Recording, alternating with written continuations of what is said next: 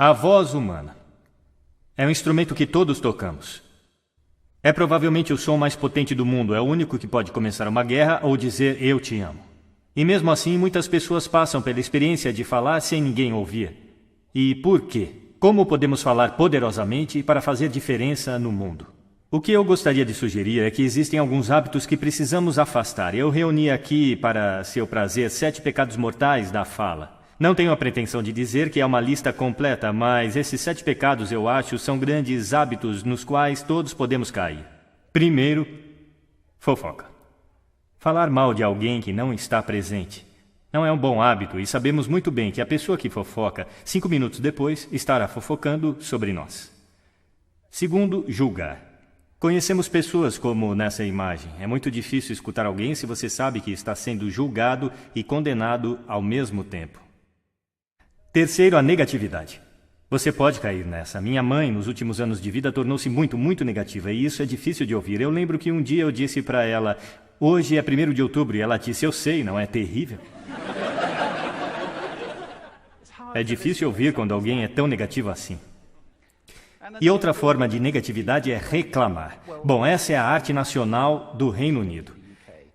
É nosso esporte nacional. Reclamamos sobre o clima, sobre esporte, sobre política, sobre tudo, mas, na verdade, reclamar é um sofrimento viral. Não é espalhar luz do sol e leveza no mundo. Desculpas. Todos nós conhecemos esse cara. Talvez todos nós tenhamos sido esse cara. Algumas pessoas têm um atirador de culpa. Elas jogam a culpa em todo mundo e não se responsabilizam pelos seus atos. É novamente muito difícil ouvir alguém que está agindo dessa forma. Penúltimo. O 6º dos 7 itens. Exagero. Ele prejudica a nossa linguagem às vezes. Por exemplo, se eu vejo alguém que é realmente incrível, do que eu chamo isso? Então, é claro, esse exagero se torna mentira e nós não queremos ouvir pessoas que sabemos que estão mentindo para nós. E, finalmente, o dogmatismo. A confusão de fatos com opiniões. Quando essas duas coisas se confundem, você está ouvindo na direção oposta, alguém está bombardeando você com suas opiniões e como se fossem a verdade. É difícil. Então aqui estão eles, os 7 pecados mortais da fala. São coisas que eu acho que precisamos evitar. Mas há uma forma positiva de pensar sobre isso? Sim, existe. Eu gostaria de sugerir que há 4 bases, fundações, sobre as quais podemos ficar se queremos que o nosso discurso seja poderoso e para fazer a diferença no mundo. Felizmente, essas coisas soletram uma palavra. A palavra é hail, granizo, e ela tem uma grande definição também. E eu não estou falando sobre o material que cai do céu e o acerta na cabeça. Eu estou falando sobre essa definição. Cumprimentar ou aclamar entusiasticamente, que é como as nossas palavras serão recebidas se ficarmos sobre essas 4 bases. Então, o que elas representam?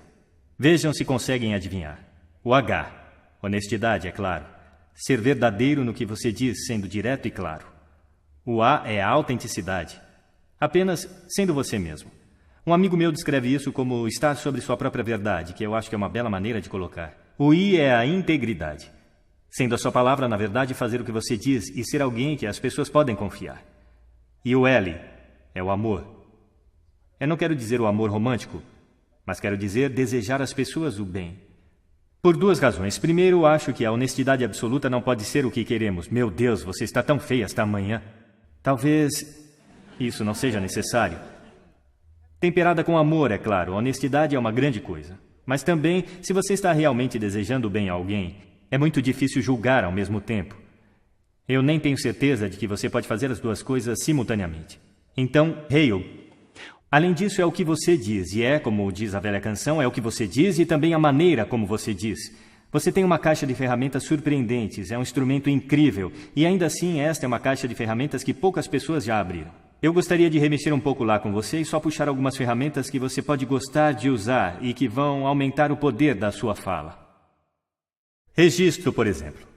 Agora, registro de falsete que não pode ser muito útil na maioria das vezes, mas há um registro no meio. E eu não vou ser muito técnico sobre isso com qualquer um de vocês que são treinadores de voz. Entretanto, você pode colocar a sua voz. Então, se eu falar aqui pelo meu nariz, você pode ouvir a diferença. Se eu descer aqui na minha garganta, que é onde a maioria de nós fala, a maior parte do tempo... Mas se você quer peso, você precisa ir até aqui no peito. Você ouve a diferença?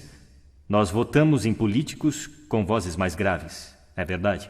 Porque associamos profundidade com poder e autoridade. E isto é registro. Então nós temos o timbre. É a forma como a sua voz é sentida. Mais uma vez, a pesquisa mostra que preferimos as vozes que são ricas, suaves e quentes, como o chocolate quente.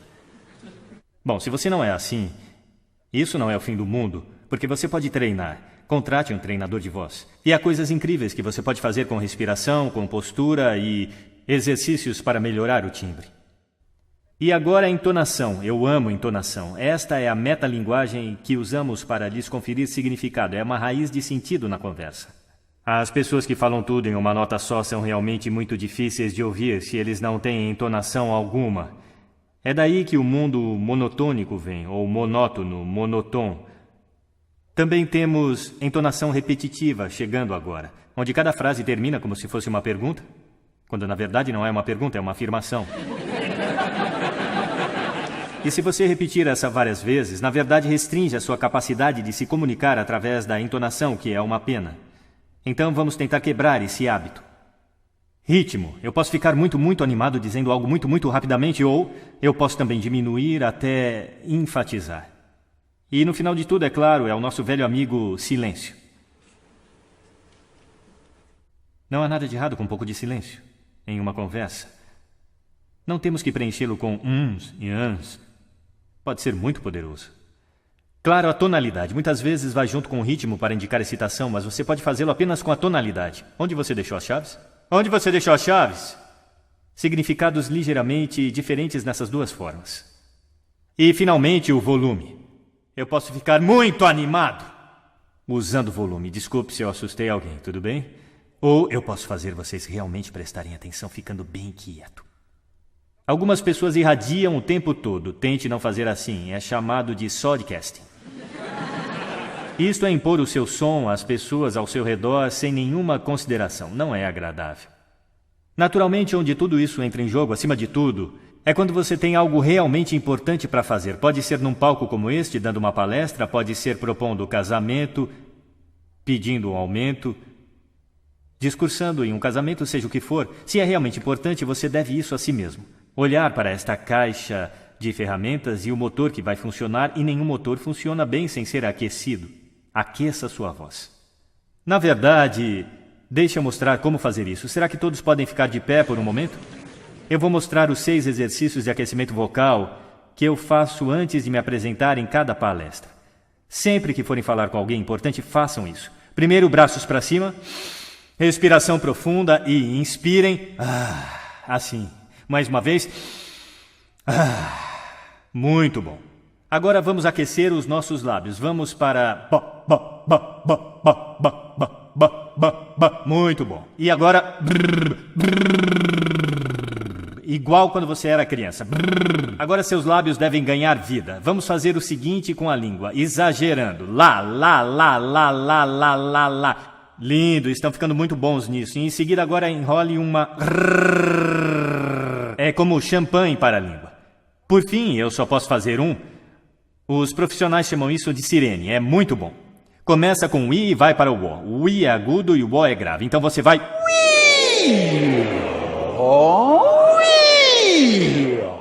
Fantástico, uma salva de palmas para vocês. Sentem-se, obrigado. Da próxima vez que falarem, façam isso com antecedência. Agora deixe eu colocar isso no contexto para fechar. Esta aqui é uma questão séria. Este é o lugar onde estamos agora, certo? Não falamos bem com pessoas que simplesmente não estão ouvindo num ambiente que tem muito ruído e acústica ruim. Eu falei sobre isso neste palco em diferentes fases. O que seria o mundo caso estivéssemos falando poderosamente para as pessoas que estavam ouvindo conscientemente em ambientes que eram aptos para o propósito? Ou, para fazer isso, um pouco maior. O que o mundo seria caso estivéssemos criando e consumindo sons conscientemente e projetando todos os nossos ambientes para o som de forma consciente? Isso seria ótimo. Seria um mundo que soa bonito e aquele em que o entendimento seria a norma. E essa é uma ideia que merece ser espalhada. Obrigado. Obrigado.